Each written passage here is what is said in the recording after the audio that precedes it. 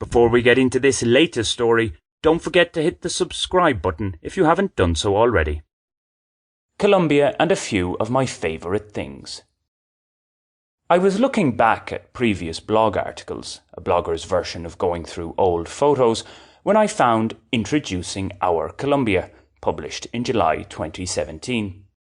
In that piece, in an attempt to remind readers there's no you in Colombia, each letter from the word Colombia was used to refer to something that represented the country for me. Now, while many things in that original story still hold, I feel it's time for an update. Ergo, I present, in Sesame Street style, My Colombia 2025. Do note, other letters of the alphabet are available to list some of my favourite things in the country, but I have to follow the format here. C is for costeña and cuajada. In my earliest days living in Colombia, I was a fan of costeña lager. While its taste was similar to the more popular Bavaria beers, i.e. Águila and Poker, it stood out from the others thanks to the form in which it came, a 350ml short neck stubby bottle. The rest were in 330ml long neck bottles. Costeña was always competitively priced, too. When Bavaria introduced 750ml bottles in mid-2012, followed a few years later by litre bottles, the beer company shifted away from costeña. Initially, in some parts of Colombia anyway, 750ml costeña bottles had been available, but were soon phased out. The beer eventually disappeared from the tienda fridges. It was only available in 330ml cans in some supermarkets. But in late 2023, costeña came back to liven up the market. OK, no longer is the standout stubby 350ml bottle available, it's in the standard 330ml long neck, but its return in 750ml bottles is very welcome. It's almost always cheaper than Águila and Poker, sometimes up to 40% less, and I don't think it's in any way inferior. Many Colombians seem to agree with me. From my observations, costeña is growing in popularity in cantinas and tiendas across the country. It is the economy of it, stupid. Why pay more for a similar brew that doesn't really offer anything different? Another C I'm compelled to mention here is cuajada, a fresh cheese made from milk curds. For most of my time in Colombia, I'd effectively given up on cheese because I felt the quality of most of it was poor, while I also found it quite costly, relatively speaking. I was guilty, though, of not shopping around on this one, a rarity for me. However, while in San Jose del Guaviare last year, I got into eating cuajada and continue to do so. As it's practically salt-free and very mild, I find it a refreshing snack, particularly in warmer climes. And at an average of 9,000 Colombian pesos per pound, it's not badly priced. O is for oficinas. As a mostly independent operator in these parts, more on that to come, the ability to spend a few hours every day in Colombia's ubiquitous panaderias, cafes cum bakeries, is essential for me. They are my offices, oficinas, where I go to read and write while sipping on a competitively priced, yes, there's a theme here, tinto, that's a black coffee, and the odd piece of fresh from the oven bread. Yes, I could do this in my place of residence, but as I explained in a previous post, the coffee shop effect is at play. I'm better able to focus in an establishment where people are coming and going and where there's a light background noise. Light, that is. Such places do exist in Colombia, at least on occasions. L is for Los Llanos.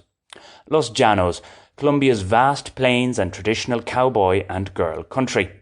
More by accident than design, as with most things in my life, over the last few months I've become well acquainted with the mild hustle and bustle of these plains.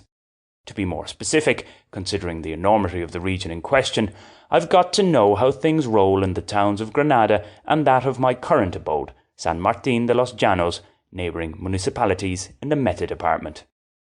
With temperature highs around 30 degrees Celsius, the temptation for an evening ice-cold costeña beer in one of my preferred cantinas or tiendas is difficult to resist.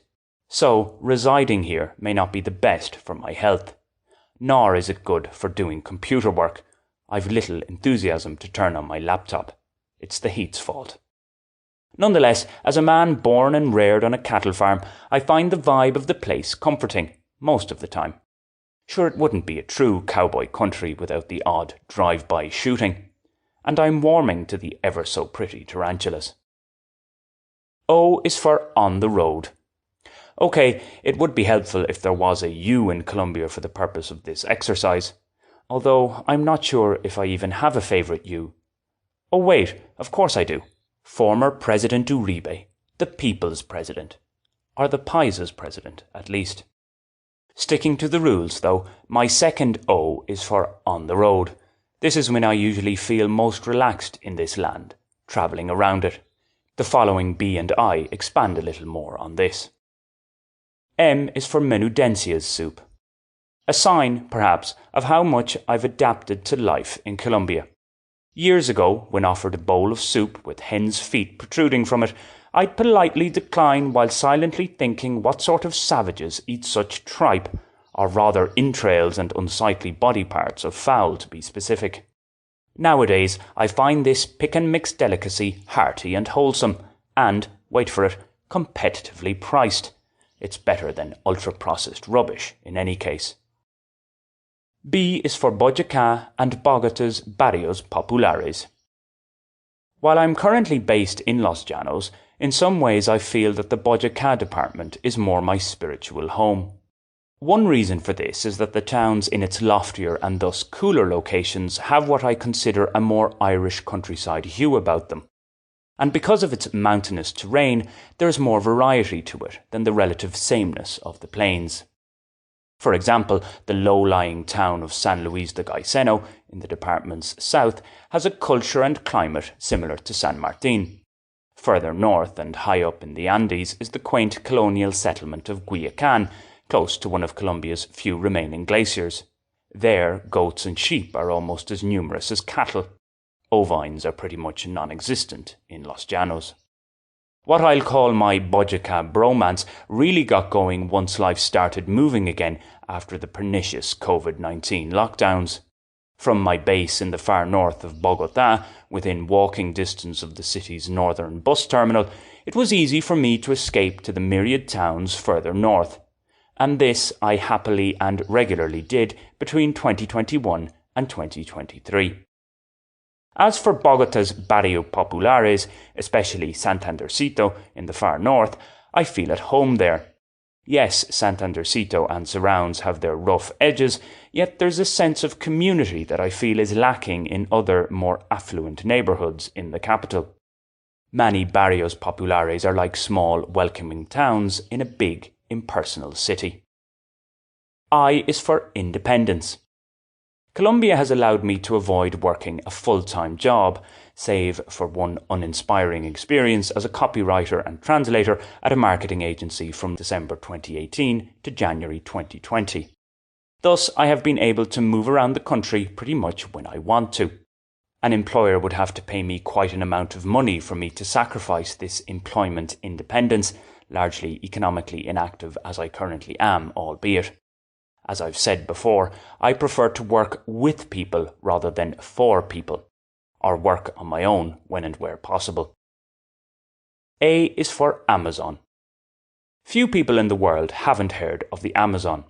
No, I don't mean the company, which I've never used. And I'm sure many would love to get the chance to visit it. So, having been on its doorstep for years, it had always been in my plans to go there. Now, while San José del Guaviare, a town I first visited in 2017, is technically in Colombia's Amazon region, it's not in the Amazonas department, and I always felt that I couldn't call time on my days in Colombia without visiting Amazonas. This I finally did in 2024. Very loosely following in the footsteps of Roger Casement, I travelled to the indigenous reserve of La Chorrera. See the description text for a link to a story about that. As I say in that piece, I'm in no rush to return to La Chorrera itself. However, it was quite an experience, and I wouldn't mind exploring other parts of the Amazon in the months and years to come. So that's it, my latest spelling out of what Colombia means to me. Until the next time. Have you subscribed to this channel yet? If not, why not do so right now? It's free and only takes a second. Thanks!